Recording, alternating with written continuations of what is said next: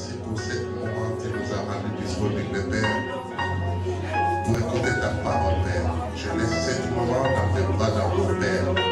Je te demande, Père, de disposer tout le cœur de tes enfants en ce moment, Père, pour tout ce que tu as mis en moi pour les enseigner à ce moment. Merci, Dieu, merci, mon roi, parce que c'est toi qui pourras à tout, Seigneur. Merci pour ton amour, mon Dieu, parce que tu es la parole, Seigneur.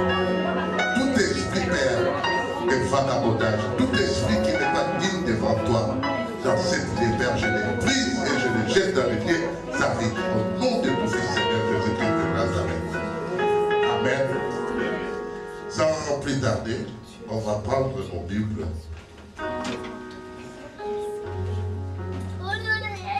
Exode 13, 17. Vous allez voir le thème de cet après-midi. Démontre comment les chrétiens sont privés de la bénédiction et l'héritage de Dieu. Par un mauvais système de pensée et de tactiques du diable.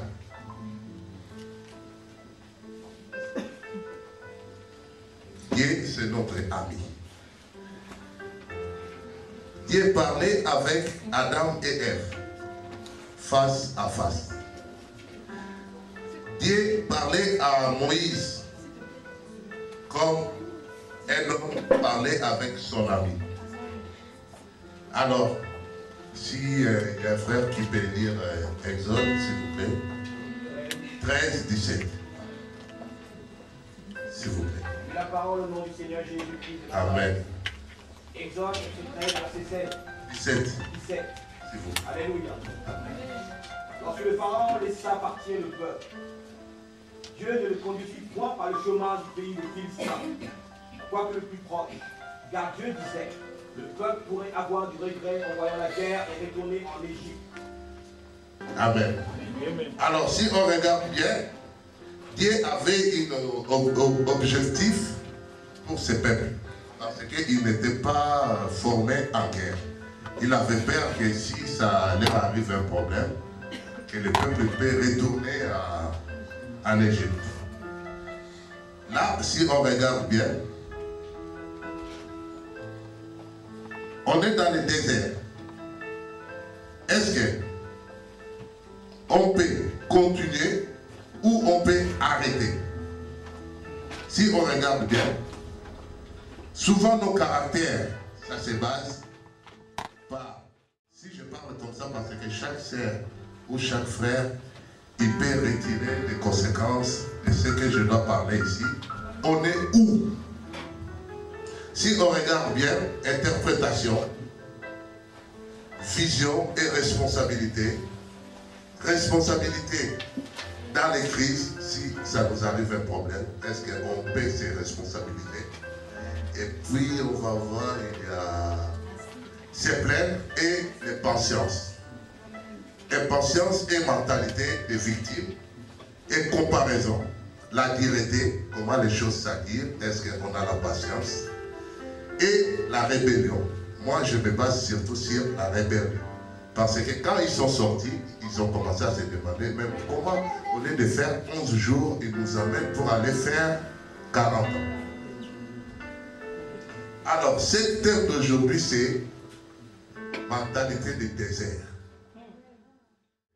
Il y a des gens qui peuvent soutenir Moïse. Il y a des gens qui peuvent soutenir l'Église. Pour moi, je ne crois pas parce qu'on est tous dans les mentalités du désert. Alors, si on descend, on prend nos Bibles, nombre 14, 1 à 4. S'il vous plaît. Amen.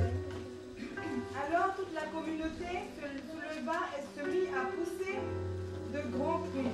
Et le peuple passa toute la nuit à pleurer. Tous les Israélites critiquèrent Moïse et Aaron. Et toute la communauté leur dit, si seulement nous étions morts en Égypte, ou du moins dans ce désert, pourquoi l'Éternel veut-il nous mener dans ce pays-là pour nous y faire massacrer par l'épée, tandis que nos femmes et nos enfants deviendront la proie de nos ennemis? Ne ferions-nous pas mieux de retourner en Égypte?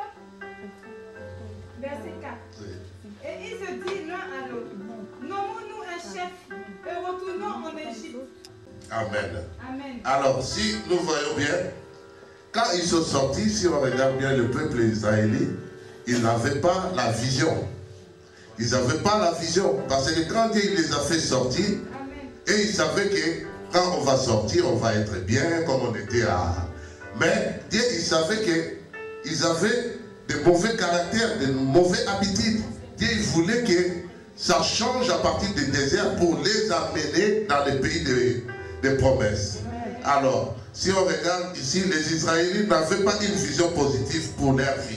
Mes frères et sœurs, parfois les épreuves mettent en jour des choses cachées. Il faut des épreuves. Comme ça, tu vas conseiller aux frères ou aux amis ou à tes enfants, regarde, moi j'avais vécu ça. Ça, épreuve, on n'est rien. Exode 32, verset 1. La parole du Seigneur. Amen. Le peuple, voyant que Moïse tardait à descendre de la montagne, s'assembla autour d'Aaron et lui dit: Allons, fais-nous un Dieu qui marche devant nous, car ce Moïse, cet homme qui nous a fait sortir du pays d'Égypte, nous ne savons ce qu'il est devenu. Amen, amen. Amen. Alors, si on regarde là, comment les peuples se sont rébellés contre Dieu. Alors, mes frères, c'est ça qu'on vit à ce moment. C'est ça qu'on vit à ce moment. Mon Dieu, je reconnais mes péchés et ma rébellion contre toi. Merci d'avoir permis Jésus prenne la punition pour mes péchés et mourir à la croix. J'aimerais, Jésus, que tu viennes dans ma vie, sois mon Seigneur et mon Sauveur maintenant. Merci de venir dans ma vie. Merci de venir dans ma vie. Amen.